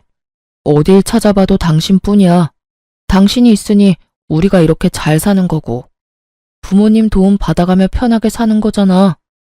내가 시댁 일에 헌신할수록 제 지가 빵빵해지고 쉬는 날 많아지니 이 상태를 유지하고 싶다는 말을 빙빙 돌려 말하는 남편놈도 역겨웠어요. 저를 시댁에 대한 방패로 세워두고 혼자 열심히 즐길 생각으로 가득 차 보였으니 말이죠. 반성을 하고 미안한 마음을 가진 인간의 말이 아니었어요. 됐어. 당신 말 듣고 싶지 않아. 나는 그냥 이혼하고 싶어. 당신이랑 이렇게 말하고 있는 지금도 기분이 너무 더럽고 귀가 썩어가는 기분이야. 이혼해. 여보, 미안하다니까. 한 번이잖아. 딱 한 번 걸렸잖아. 그렇게 바로 나랑 이혼하겠다고 하면 내가 뭐가 돼? 나도 반성할 기회를 줘. 몇 달간만이라도 유예를 줘. 그래야 내가 반성하고 있는지 당신도 알 거 아니야. 그딴 말 귀에 들어오지도 않았어요. 남편은 다시 이야기하자며 저를 달랬지만 전혀 달래지지 않은 채였죠. 배신감과 분노로 머리가 어떻게 되는 것 같았거든요. 게다가 그날 시모가 저를 불렀어요. 아가씨의 결혼식에 입을 한복을 보러 가는데 저에게 같이 가자고 하셨거든요. 그런 일 정도는 아가씨와 함께 갔으면 좋았을 테지만 시모는 악착같이 저를 데리고 다니려고 했어요. 결국 불려가서 시모의 비서 노릇을 하다가 시댁으로 돌아왔어요. 마음이 안 좋으니 내내 한숨만 나왔고 그 모습을 보던 시모가 제게 한마디 하더라고요. 오늘따라 한숨을 왜 그렇게 쉬어? 너 한숨 한 번 쉴 때마다 복이 얼마나 날아가는지 모르니? 네 복 날아가는 건 상관없지만 내 아들 복 날아가는 건 싫은데? 그게... 말해봐. 무슨 일이야? 돈이 모자라? 설마 나 따라다니는 게 힘들어서 그러니? 마지막은 좀 그럴듯하다고 생각하며 저는 시모에게 사실대로 말했어요. 사실은 그이가 바람을 폈어요. 인터넷으로 여자 만나는 걸로. 뭐? 시모의 얼굴이 귀신같이 변하더군요. 시모는 교사를 했었던 터라 그런 일을 무척 싫어하셨어요. 시모가 완전 화내면서 남편을 불렀어요. 불려온 남편이 눈빛으로 제 탓을 하길래 저는 눈을 피했어요. 엄연히 잘못한 건 남편이니까요. 너 며느리 두고 바람 폈어? 어머니, 그런 거 아니에요. 그냥 한 번만 만난 것 뿐인데 이 사람이 너무 과하게 생각하는 거예요. 거짓말하지 마. 거기는 여자 목록만도 여럿이야. 한 번만 만났겠지. 여러 명을 한 번씩 만났으니까 잘못이 없다고 말할 거야? 우리끼리 이야기하자고 했는데 왜 어머니한테 말한 거야? 남편의 푸념에 시모가 큰 소리 치더군요. 그만. 둘 다 어른을 앞에 두고 이게 무슨 짓이야? 그리고 네 행동에 이 엄마 아빠의 명예가 걸려있다고 내가 몇 번을 말했어. 여자를 만날 거면 조용히 뒤탈 없는 여자로 만나. 너 때문에 아버지 사업에 문제 일으키면 우리가 주던 지원은 다 끊을 거다. 내 명의에 너희 신혼집이며 매달 주는 용돈이며 다 끊어버릴 테니까 지금 당장 내 눈앞에서 다 정리해. 혼내는 것도 참 시모답다 싶었어요. 부모님 이름에 똥칠하지 말고 뒤탈 없는 여자를 만나라니. 이럴 땐 네가 잘못했고 용서를 구해라가 답이 아닌가요? 결국 남편은 제게 조금만 시간을 달라고 했죠. 자기가 변하지 않는 것 같으면 그때 이혼해 달라고요. 필사적인 남편의 말에 딱 한 번만 용서하기로 했어요.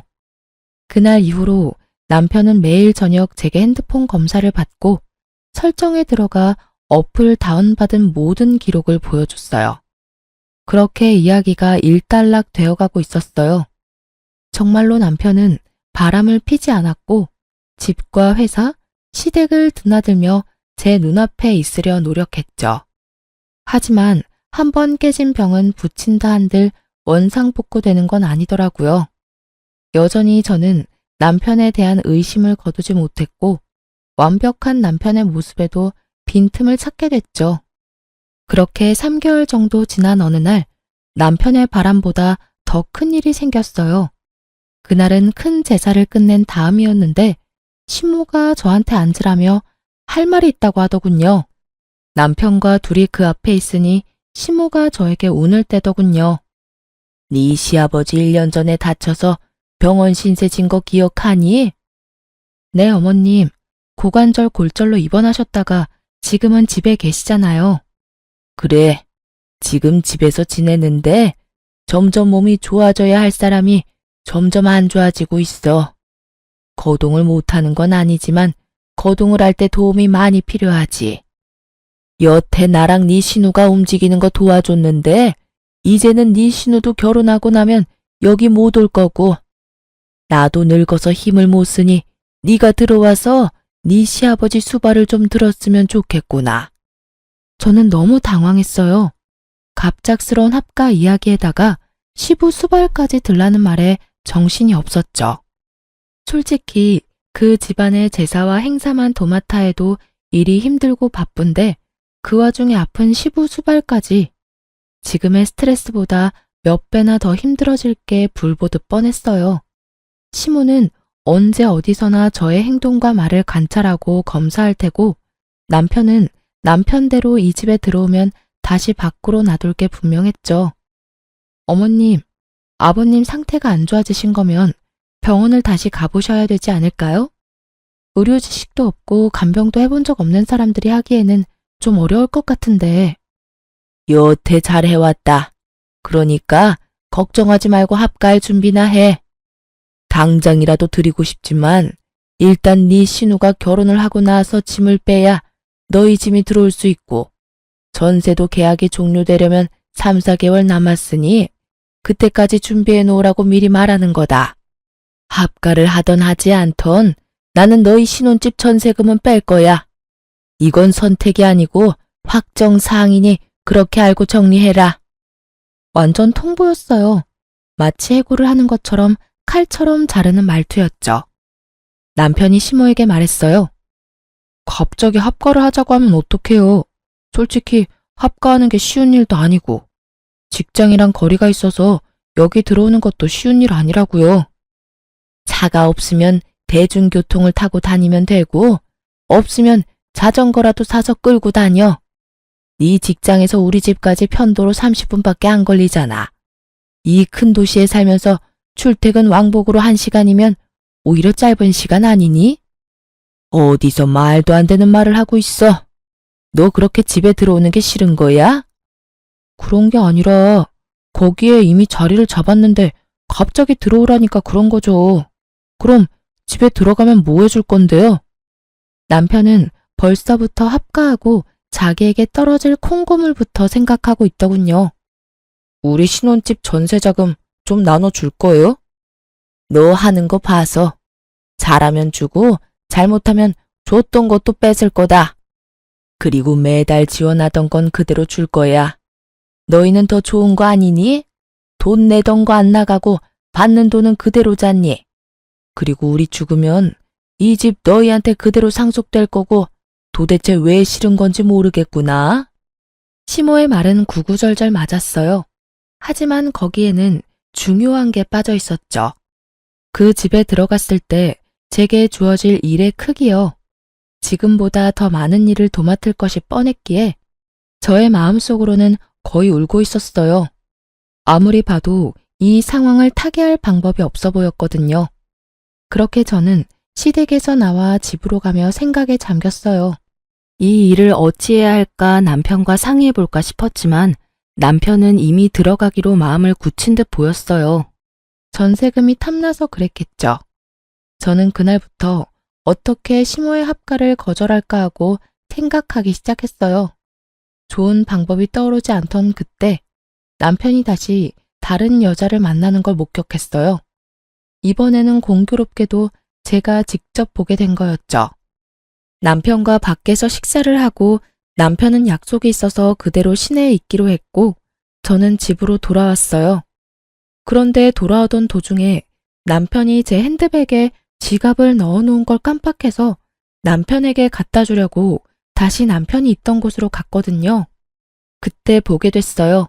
상간녀를 말이죠. 두 사람이 팔짱 끼고 걸어가는데 한두 번 만난 느낌이 아니었어요.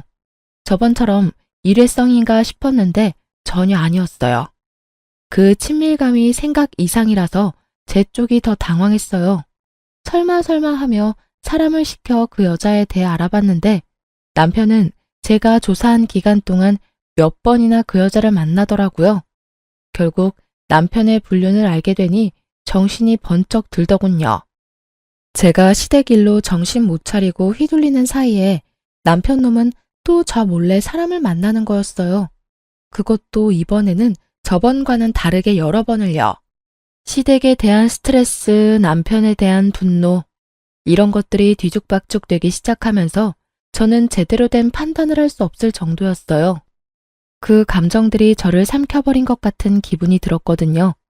상간녀의 전화번호를 알아내 그 여자에게 나오라고 만나서 이야기하자고 했어요. 그 여자도 순순히 저를 만나러 나왔어요. 당신 지금 만나고 있는 남자, 제 남편이에요. 모르시고 있는 것 같아서 알려드려요. 이대로 만나면 두 사람 불륜이고 당신 상간녀 되는 거예요. 제가 왜 헤어져요? 뭔가 착각하고 있는 것 같은데 그 사람 나 좋아서 만나는 거예요.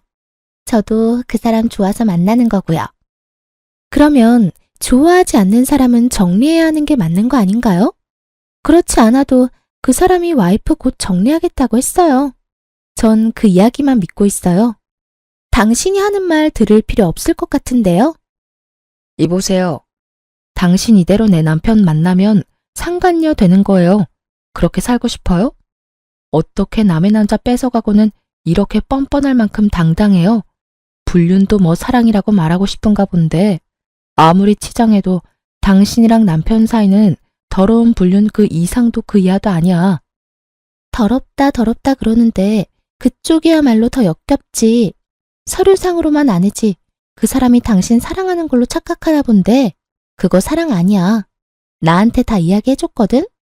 시댁 지원 받으려면 완벽한 며느리가 필요하대서 들인 아내라고. 그래서 금이야 오기야 열심히 치장해주는 거라고 하던데? 아무것도 모르는 게 누군데 지금 여기서 큰 소리야? 저는 그 이야기에 정말 주저앉고 싶을 정도로 충격받았어요. 어렴풋이, 아니 사실은 느끼고 있었어요. 남편이 저를 그럴 용도로 사용하는 게 아닌가 하고, 저를 시댁에 보내놓고 시댁에 비위를 맞춰 지원을 받으려는 그런 용도, 그저 완벽한 며느리. 제 용도가 그것뿐이라면 제가 굳이 여기 매달려 있을 필요는 없잖아요. 저는 상간녀 눈앞에서 남편에게 전화해서 당장 여기로 오라고 했어요. 남편은 죄책감이라고는 전혀 없는 얼굴로 나타났죠. 당신이 어떻게 나한테 이래? 저번에 분명히 다른 여자와 만나지 않겠다고 약속하지 않았어? 어디까지 나를 비참하게 만들어야 속이 시원하니? 도대체 나는 당신한테 뭐였어? 당신은 완벽한 아내이자 우리 집 며느리였잖아. 당신 덕분에 일이 잘 풀린 것도 많았고, 그래서 미안하게 생각해. 나 때문에 이런 일이 벌어져서.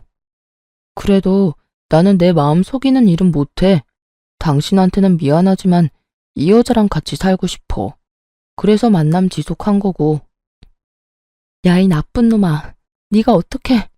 와, 진짜 너무 열받아서 욕도 안 나와. 네가 사람 새끼는 맞아? 짐승 같은 새끼. 내가 여태껏 어떤 마음으로 시댁과 당신한테 했는데 내 뒤통수를 이렇게 때릴 수가 있어? 당신이 나 없이 잘 해낼 수 있을 거라고 생각해? 당신 없으면 뭐가 어떻게 되는데? 이 여자 웃기네. 당신이 와이프라고 뭐라도 된 것처럼 행동하는데 나라고 당신이 하는 일을 왜 못하겠어? 여기서 미친 짓 그만하고 그냥 깨끗하게 헤어져. 그게 훨씬 덜 비참할걸? 상간녀의 그 말에 저는 한바탕 퍼부어주려다가 언뜻 그런 생각이 들었어요. 이렇게 비참하게 내가 살아야 하는 건가? 이 남자에게 매달려 본처 자리를 꿰고 있어도 나한테 돌아오는 건 아무것도 없지 않을까 하고요. 시모가 나를 마음에 두는 건 그저 내가 하는 일을 잘하는 식모라서 그렇고 실제로는 나를 딸처럼 생각하는 건 아닐 거잖아요. 그런 사람을 위해서 내가 이 남자의 이런 여성 편력을 견디며 살아갈 수 있을까 하는 생각이 들었어요. 그러자 정신이 번쩍 들었어요. 이대로 이 남자를 내게 돌려놔도 내게 남아있는 건 합가해서 시집살이 당하며 남편의 바람을 손 놓고 바라보는 것뿐이잖아요. 저는 입을 닫았어요. 남편에게 아무런 질책의 말도 하지 않고 남편에게 말했죠. 알았어. 이혼해 줄게. 당신 같은 남자는 내 쪽에서 사양이야. 대신 시댁에는 비밀로 하고 이혼해. 이혼하는 순간까지 비밀 잘 지켜. 그리고 최대한 우리 이혼 빨리 해결되도록 협조해. 대신 상간녀 위자료 소송은 할 거야. 그렇게 알고 있어. 이건 다 당신 잘못으로 이혼하는 거니까 그 정도는 해줄 수 있지? 제 말에 상간녀와 남편은 환하게 웃으며 서로를 얼싸안으며 좋아하더군요. 소송을 한다는데도 좋아하는 걸 보니 위자료는 남편이 다 내줄 것 같더군요. 그나저나 상간녀의 그 꼴을 보아하니 상간녀는 모르는 것 같더라고요.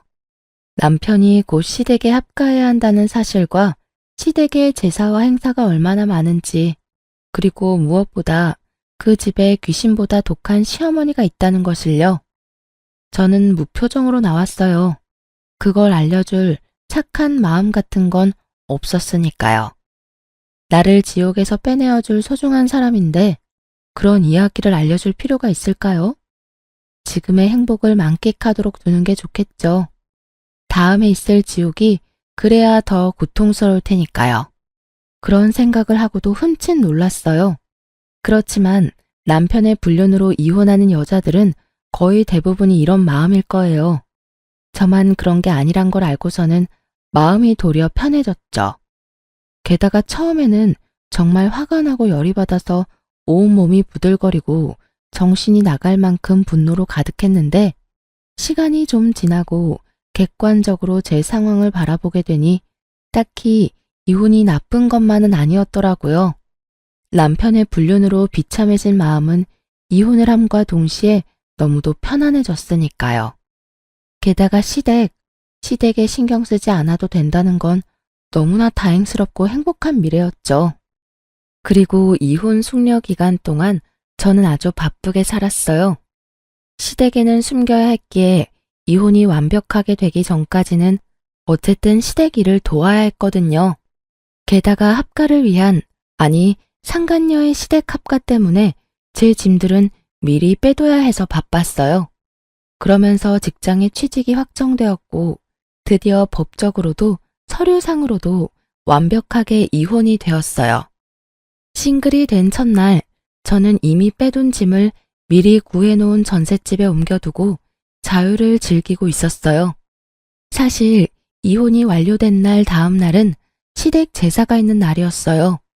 이혼을 했으니 갈 필요도 없어 새로 구한 집에서 혼자 뒹굴거리고 있었죠. 그런데 시모에게서 전화가 왔더군요. 너 대체 어디야? 도대체 이게 다 무슨 일이고? 지금 당장 우리 집으로 와. 여기 지금 네 남편 애인 데리고 와 있어. 나한테 설명해. 어머님, 죄송한데 이미 저희 이혼해서 남이에요. 이야기 들으실 거면 아드님한테 들으시는 게 낫지 않을까요? 뭐? 이혼을 했다고? 이혼해도 숙려기간이라는 게 있잖아. 너희 그거 아니니? 그 기간도 이미 다 끝나서 저희 진짜 서류상으로도 남남이에요. 그러니까 아이고, 이게 다 무슨 일이야? 너 지금 당장 우리 집에 와. 와서 설명해.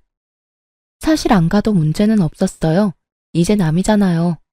그런데 시모의 모습을 보니 상간녀와 전 남편의 반응이 너무나 신경 쓰이더라고요. 도대체 뭘 어떻게 했길래 시모가 저한테 오라고 전화를 했을까 싶었죠. 그래서 시댁으로 갔어요. 집안에는 상간녀와 전 남편이 가지런히 시모 앞에서 무릎을 꿇고 앉아 있더군요.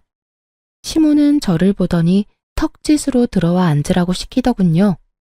전 남편 옆에 앉았더니 시모가 물었어요. 너희 왜 이혼했어? 저 남편이 이 여자랑 바람이 났는데 저한테 이혼해달라고 하더라고요. 그 여자 너무 좋아한대요. 게다가 이 여자도 저한테 이혼해달라고 요구했고요. 넌 본처잖니? 그런 애가 그렇게 쉽게 이혼을 해주면 어떡해? 어머님, 이 사람이 좋다고 하는데 제가 막을 수 있을 리가 없잖아요. 그리고 저는 사랑 없는 결혼은 못해요. 제가 결혼할 때도 말씀드렸지만 저는 저 사람이 절 사랑하는 동안에는 뭐든 할 수 있다고 했잖아요. 그런데 절 사랑하지 않는다니 제가 무슨 할 말이 있겠어요? 본처가 다 뭔데요? 그렇게 자존심 세우고 앉아있으면서 두 사람 하하호호 즐거워요, 사랑해요 하는 거 보고 있으라고요? 그렇게 살면서 제 정신이 망가지는 걸 가만두느니 그냥 지금 당장은 쪽팔려도 이혼하고 제 살 길 찾아가는 게 낫다고 생각했어요. 이혼이 너희 둘만 하는 거니? 예. 결혼을 할 때 양가 부모님이 함께 했으면 이혼을 할 때도 양가 부모님께 알려야 되는 거 아니야? 오늘이 제사인데 아무것도 모르는 무지렁이 한 마리가 들어와서는 집안을 이렇게 어지럽히고 있잖아. 너도 데려올 거면 일 잘하는 참한 여자를 데려왔어야 할 거 아니야. 넌 네 처가 여태껏 어떻게 일했는지 보고서도 저런 머리가 꽃받친 여자를 데려와? 어머니, 말씀 좀. 이 사람 저랑 재혼할 사람이에요. 그렇게 말씀하시면 저도 어머님이랑 같이 못 살아요. 네가 나랑 못 살면 어쩔 건데? 너 알고 있겠지만 네 신혼집 그거 내 명이야. 저번에도 약속했지만 나는 너희 합가하라고 분명히 이야기했어. 그런데 그 짧은 시간 동안 이런 짓을 꾸며? 시모의 분노에 전 남편도 어쩌지 못하고 있더군요. 상간녀 앞이라 꼴불견인 모습은 보이고 싶지 않은 듯했지만 시모의 말을 거스를 수는 없었어요. 그리고 거기 아가씨, 아들한테 들었는지 모르겠는데 지금 우리 집에 시집 오면 합가해서 이 집에서 어른 모시고 살아야 해. 우리 남편이 다치고 나서 후유증이 심해서 거동이 잘 안 되거든. 그러니까 시아버지 수발까지 들어야 하고 집에 제사는 1년에 13번 정도 있는 데다가 손님 오시면 음식 접대에 청소까지 다 해야 해.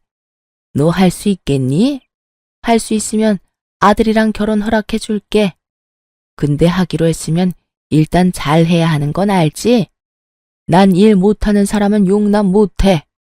시모의 말에 상간녀 얼굴이 하얗게 질리며 전 남편에게 이야기하더군요. 난 그런 이야기 들은 적 없어. 설마 당신 나 속인 거야? 나는 당연히 그 집에서 우리 둘만 살 줄 알았어. 게다가 제사라니. 내가 이야기했잖아. 합가 이야기는 안 했지만 제사 지내는 거랑 시댁 일 돕는 건 저번에 너도 다 할 수 있다며? 전 와이프가 다 하던 건데 그걸 당신이 못할 리도 없고. 당신이라면 잘할 수 있을 것 같아서 별말 안 한 거라고. 그래. 제사나 음식은 내가 할 수 있다고 쳐. 근데 아픈 어른 수발까지 드는 건 나한테 말 없었잖아. 게다가 합가라니. 그 이야기가 제일 중요한데 하지도 않고. 난 절대 합가는 안 돼. 어머니, 이렇다는데 좀 봐주세요. 제사며 음식 돕는 건 다 할 수 있다잖아요. 저도 아직 합가는 하고 싶은 마음이 없고 솔직히 사람 쓰면 될 일을 어머니가 어거지로 하고 있으니까 이런 일이 벌어지는 거잖아요. 이 사람 생각해서라도 사람을 쓰던지 요양원을 보내는 게 맞잖아요. 저는 묘한 배신감에 휩싸였어요. 제가 고생하는 걸 다 보고 느꼈으면서도 저와는 결혼 기간 중에는 시모에게 아무 말 없었던 전 남편에게 이미 지난 일이었지만 배신감을 느꼈죠. 시모는 자신에게 대드는 전 남편을 보더니 무척 엄한 얼굴로 말했어요. 합가하기 싫으면 따로 나가 살아. 너희 돈으로. 나는 절대로 분가에는 돈 못 대준다. 그리고 합가해서 살지 않으면 너희한테 지원하던 것도 다 끊을 거고 상속도 없을 줄 알아.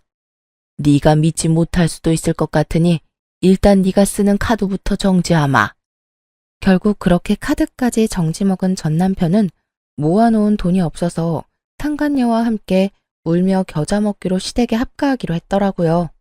좀 전에 느낀 배신감이 순식간에 사라질 만큼 상간녀와 남편의 실망한 얼굴이 너무 좋았어요. 그럼요. 제 가슴에 못을 박고 자기들끼리만 좋은 건 불공평하잖아요. 저는 그 집에서 나왔고 전 남편과 상간녀에게 위자료를 꼬박꼬박 받고 있었어요. 그리고 4개월쯤 지났나? 일하고 있는데 전 남편에게서 연락이 왔더군요. 전화를 안 받았더니 문자 카톡까지 남기고 다 무시했더니 결국은 친정어머니에게 연락하는 바람에 전 남편과 만났어요. 무슨 일로 나 보자고 했어? 난 당신하고 할 말 없어. 일도 바쁘고. 직장 구했어? 당연하지. 여태껏 당신네 집일 도와준답시고 일 안 한 거야. 그때는 돈도 받고 있었으니까 할 필요도 없었고. 그런데 무슨 일로 보자고 한 건데? 당신 혹시 나한테 돌아올 생각 없어? 여태껏 혼자잖아. 갑자기 이런 무슨 정신 나간 소리인가 싶어서 전 남편의 얼굴을 빤히 쳐다봤어요. 어디 아파? 왜 그런 무서운 소리를 해? 아니, 그 재혼한 여자는? 그 여자랑은 이혼했어. 이혼? 결혼한 지 얼마나 됐다고. 나 때문에 헤어진 건 아니야. 우리 본가랑 잘 안 맞아서 어머니 일 시키는 게 힘들었나 보더라고. 그래서 가만히 생각해보니 네가 참 힘들었겠다 싶기도 하고. 그런 마음 두니까 미안함과 동시에 내가 좀 더 잘해줬어야 했다는 후회도 들고 그렇더라고. 제대로 된 말을 하는 놈이 아닌데 수상했죠. 그래서 더 집요하게 물어봤어요. 헤어졌으면 다른 여자 찾으면 되잖아. 굳이 헤어진 전 부인을 찾는 거야? 당신이 우리 집 일 도맡아 했잖아. 그렇게 할 줄 아는 사람 없기도 하고. 우리 엄마 성미 맞춰줄 사람도 없고. 그리고 아직도 나는 너를 마음에 두고 있어. 그때 그 여자 때문에 모진말 하긴 했지만 정말로 당신을 놓을 생각은 없었거든. 거짓말을 줄줄 읊으며 말하는 짐승 새끼를 보니 기가 막혔죠. 헤어져 달라고 난리칠 땐 언제고 이제 와서? 그리고 엄마도 당신이 돌아왔으면 하고 있고 제사도 줄이고 병수발도 안 들어도 된대. 당신이 돌아오기만 하면 다 원하는 대로 들어준대. 분가도 시켜주고. 나도 당신 말고 다른 데는 눈길도 안 줄게. 정말로 약속할게. 그 말을 믿어? 당신도 참 순진해. 그치? 어머님이 정말로 내가 원하는 대로 해주겠다고 해? 그럴 일 절대 없다는 데에 내 전 재산을 걸 수도 있어. 여태껏 시댁 재산으로 우리를 마음대로 부려오신 분이야. 이번에도 그 돈으로 우리를 부리려고 하겠지. 그리고 시댁 이야기 하기 전에 당신이 더 문제지. 여자 만나는 거 안 고쳐지잖아. 데이트 앱으로 여자 만나던 것도 상간녀 만나던 것도 안 하겠다며 약속해놓고 약속 무시한 채 만난 거잖아. 약속이라는 말의 무게가 너한테는 깃털처럼 가벼운 거 이미 다 알아. 그럼 나한테 약속이라는 말을 해? 내가 바보야? 멍청이야?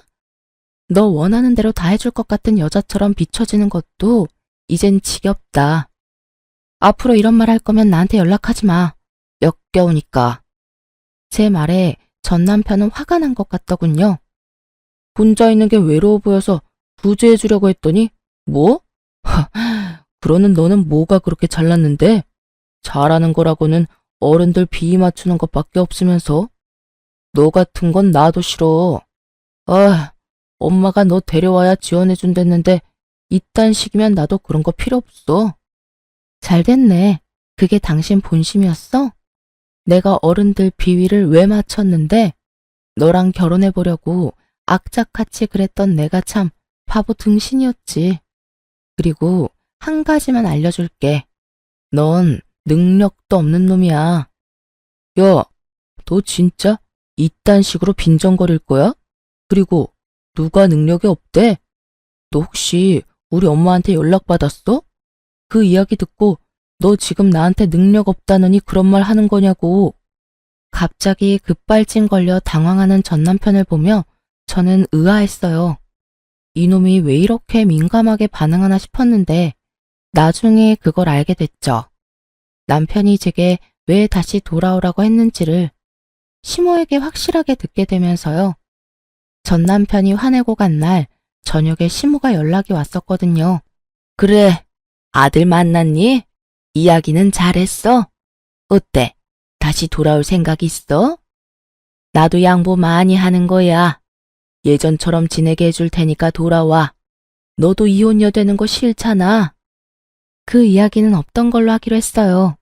그 사람이 저한테 엄청 화내고 갔거든요. 능력이 없다는 말이 그렇게 싫었나 봐요. 뭐? 아무리 애가 발기부전이라도 그런 말을 하면 어떡하니? 넌 섬세함이라고는 눈 씻고 찾아봐도 없어. 안 그래도 그것 때문에 지금 애가 속상해서 난린데. 시모가 알려준 말에 저는 웃음이 튀어나올 뻔했어요. 그렇게 여자 좋아하는 나쁜 놈의 새끼가 발기부전으로 고생하고 있다니. 그래서 능력이 없다는 이야기에 그렇게 화를 크게 냈던 거였고요. 재혼했으니 재혼한 와이프한테 말하시면 되잖아요. 왜 굳이 저한테 돌아오라고 하시는지 모르겠네요.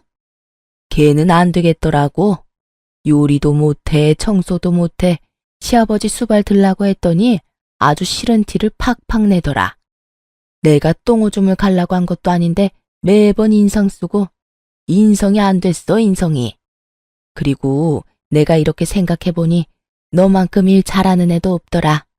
제사며 행사며 다 따라와준 너 같은 애를 어디서 또 구해? 그 말을 듣는데 상간녀의 그 썩은 표정이 떠올라서 웃음이 나오는 걸 겨우 참았어요. 그러게, 상황을 잘 알고 유부남을 꼬셨어야죠. 하긴 어찌 보면 저한테는 귀인이긴 하죠. 그 일을 당할 뻔한 저를 자진해서 구해줬으니까요. 그렇죠. 제가 그렇게 열심히 한 건 남편이랑 결혼을 유지하기 위해서였는데 남편이 제가 싫다면 어쩔 수 없잖아요. 그러니까 어머님이 포기하세요. 그 사람은 이미 저한테서 마음 떴거든요. 아니야, 얘. 그런 말 마라. 우리 애 아직도 너 좋아해. 그런데 말을 못하는 것뿐이야. 자기 처지가 지금 그 모양이라. 그러니까요. 전 남편이 그 모양이면 더더욱 재결합은 어려울 것 같고요. 저도 애는 가지고 싶거든요. 저한테 말하는 것보다는 다른 며느리를 맞이하시는 게 더 나을 것 같네요. 하긴 남편 꼴이 그 모양이라 재혼이 가능하겠냐마는 시댁 재력이면 원하는 며느리 구하는 게 힘든 일은 아닐 테니까요. 그렇게 말하고 저는 시모의 전화를 끊어버렸어요. 그리고 나중에 전 남편이 상간녀와 헤어지게 된 진짜 이유를 알게 됐어요. 저에게 했던 거랑 똑같이 했더라고요. 시댁 일 하도록 만들어 놓고 본인은 나가서 또 데이트 앱으로 여자 만나고 돌아다녔더라고요. 그걸 그 상간녀가 알게 되고 여자가 빡 돌아서 전 남편에게 이혼을 요구했다고 하고요.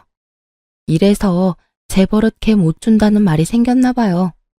저한테 했던 거 그대로 상간녀에게 했으면서 이제 와서 또 저한테 돌아오겠다니.